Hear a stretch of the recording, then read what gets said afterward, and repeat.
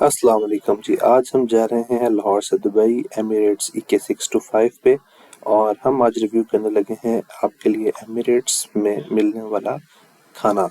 क्या मिलता है मील में, आइए चलें देखते हैं। जी अभी खाना सर्व किया गया है इसमें और इसमें ऑप्शन देते हैं कि साथ आपने कॉफ़ी चूज़ करनी है या डिफरेंट टाइप्स ऑफ जूसेस हैं like Apple juice, orange juice, mango juice.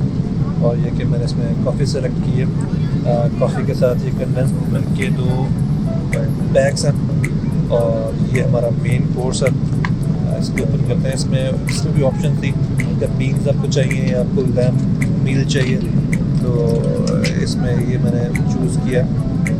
और इसके अलावा देख सकते हैं कि आप स्वीट्स हैं और बन साथ दिया गया है और एंड पे केक है। तो अभी फ़िलहाल मेरा खाना शुरू करते हैं। अब आपको इंडिविजुअल दीदार करवाते हैं डिशेस का।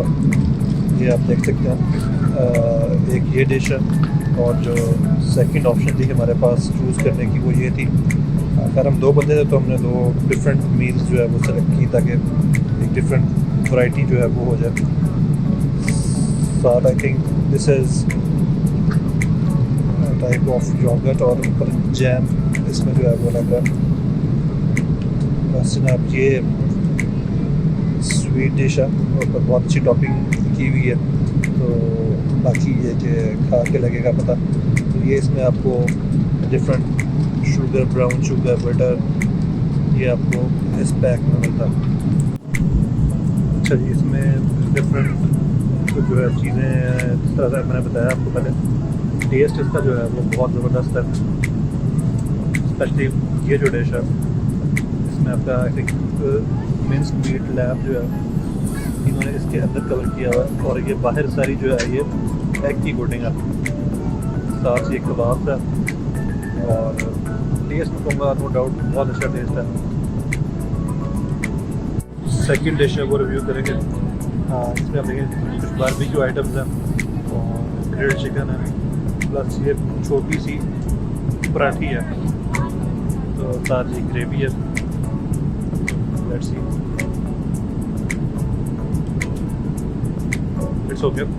ये आलू वाला पराठा और ग्रेवी इज़ ओके, इसमें कोई खास बात नज़र नहीं है। ये रोटी चेक करना, it's okay as well. Now coming to the tikka portion. Tikka is good और हरा भरा मसाला जिसे कहते हैं उससे इसकी टॉपिंग हुई हुई है। I think that's good. और इस तरह से फाइनली हम खा पी के डकार मार के फाइनली पहुंच चुके हैं दुबई इंटरनेशनल एयरपोर्ट। और आपके साथ इंशाल्लाह इसी तरह की किसी वीडियो में दोबारा मुलाकात होगी। अपना ख्याल रखिएगा। अल्लाह हाफिज़।